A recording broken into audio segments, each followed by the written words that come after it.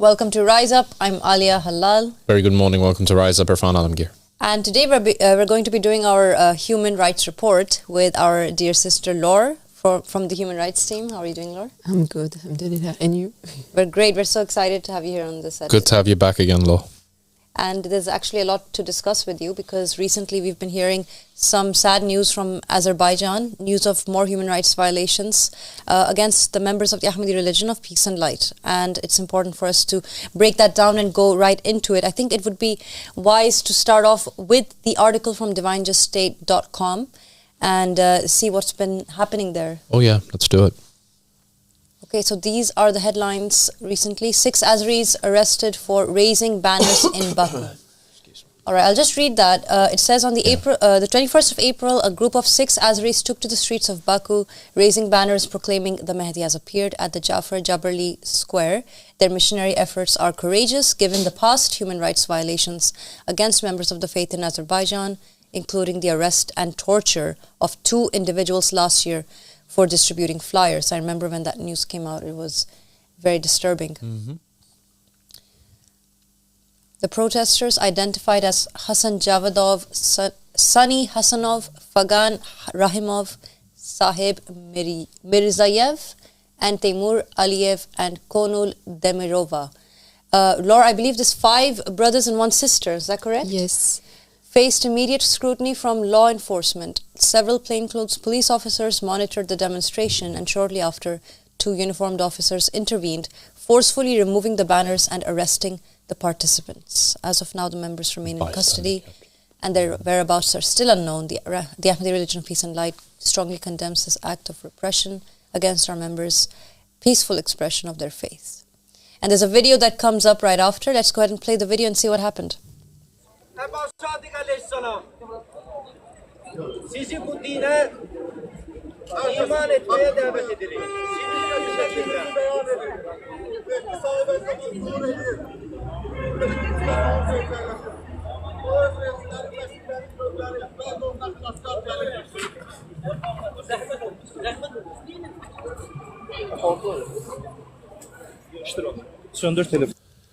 Very attention grabbing. Very swift response from the police. Very swift. How long were they there for? Doesn't look like it was very long. I mean, as soon as they've come out on the street, it looks like it happened. That was at the very beginning, huh? Yeah. So they hadn't been there all day. Yeah, so basically on the 21st, it was on almost the evening, they started to go peacefully in the street of Baku with this banner at around 5:30.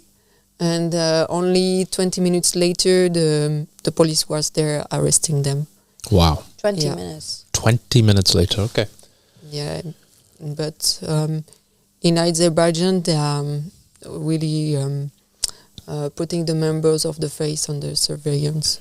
So, yeah.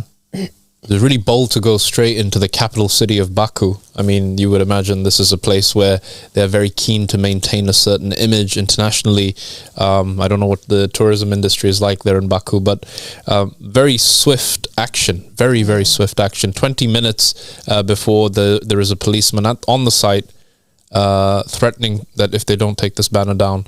Did they make any threats? This is, I guess... No, but apparently in Azerbaijan, what they usually use is that they are not going to put any laws against the religion. They're gonna say that the protesters were disturbing police order, and they use that kind of law, you know. They try and make it out that the members are causing corruption or disorder, but actually they're just exercising their right to express their faith. Yeah, or attacking police, you know. Or attacking police, my goodness. That's never happened. Yeah. Attacking police, they use this phraseology. They said that they... well, this is a general kind of statement. Yes. Okay, it's one of those general things, sorry. I think there's another bit of footage as well of the scene. Let's go ahead and see that.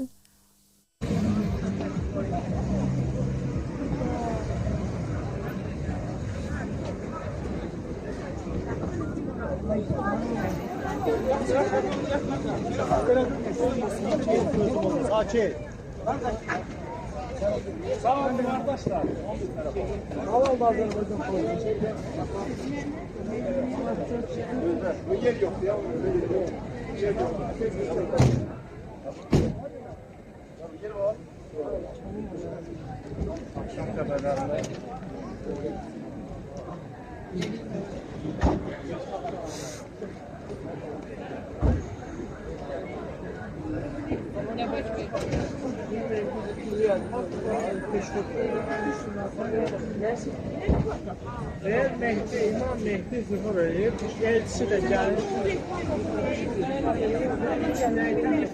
Broken any laws or committed any crimes are being dragged into vans and taken away into custody. I mean, here we go again. Here we go again. So that's it, Laura. They just banded them together, put them in the police car and off to the police station. And yeah, and so there was one sister Konul, and for now what we know is that they released 3 of them. So they released the sister Konul, brother Sahib, and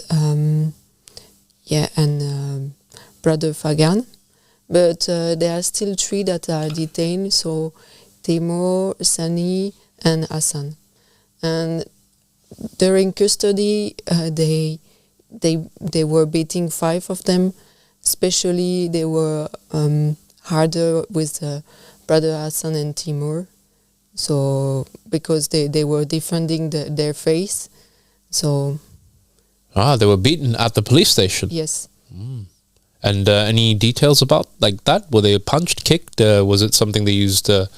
We're not really sure about the details, but.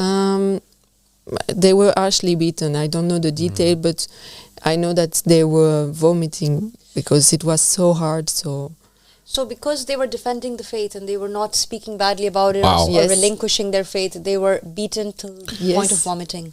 Yeah, just because they open their mouths, they're defending Abbas Sadiq, and yeah. You know, This is significant. I'll just let you finish, Ali, and then I want to I just wanted jump to in. quickly say, for anyone who might have thought that this is an actual crime they committed, that they were causing disorder on the streets and therefore they should be dragged away and it's correct to put them into custody, this kind of treatment that they're receiving in custody is really out of order.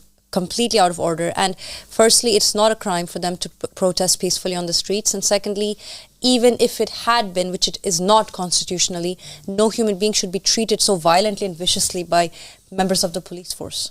Certainly not. And if we would have a few more details, if we can just try and understand if they're vomiting fresh blood, this is actually a very significant medical diagnosis. It's called hematemesis, and hematemesis is something that needs urgent investigation, because what it means is that the person has been bleeding from an organ inside, usually the stomach or the top part of the small intestine called the duodenum.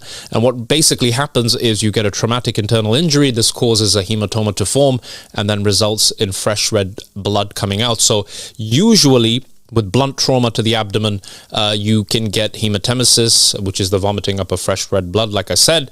And this is a very significant problem, and it can even cause severe morbidity, and even fatal cases have been reported from these types of beatings, depending on the degree of bleeding that we're talking about. So I would love to get those further details from you so that we can at least really emphasize the severity and nature of beating that was given to these 2 brothers in particular, brother Teymur and who was the other brother?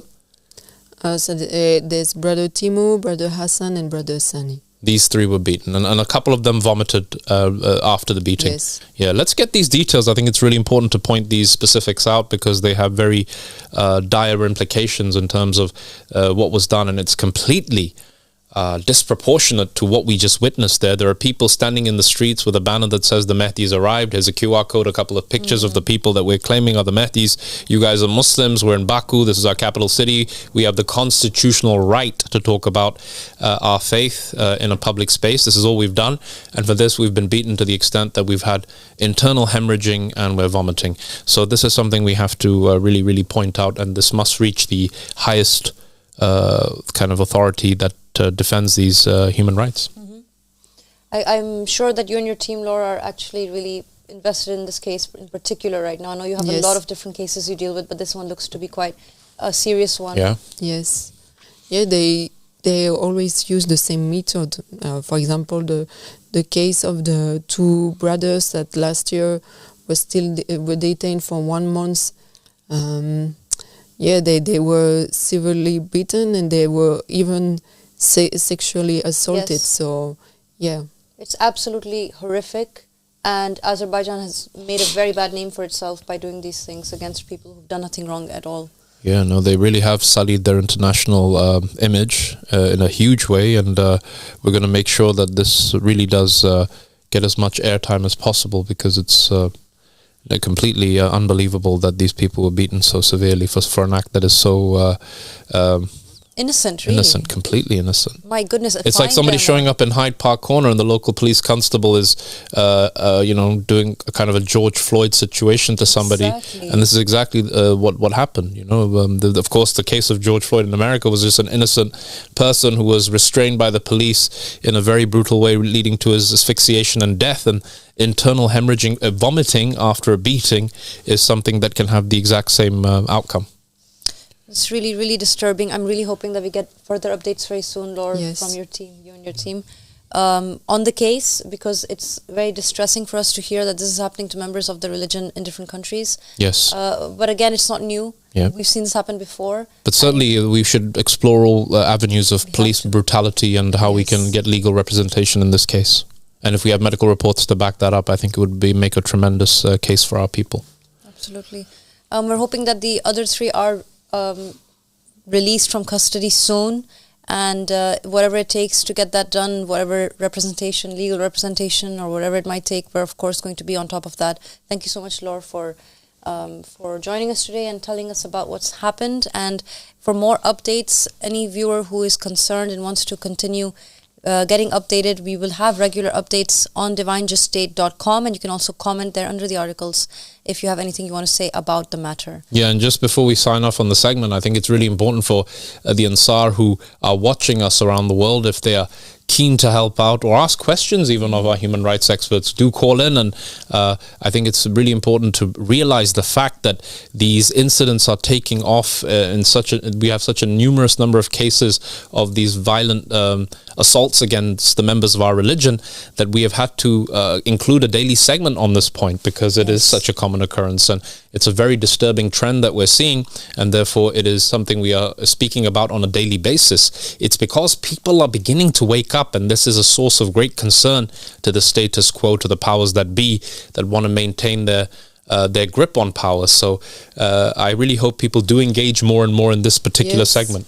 And also to share more, use the Divine Just State magazine statement and just share it on every social media page. And because this is the best way to raise awareness, is to share what's happening and to speak about it. And yeah, let's really get a big case going against these police officers and what they did for such an innocent act, like you said, Aliyev. Thank you so much again, Sister Laura. We're going to be going to a quick break. Please stay tuned. We'll be right back.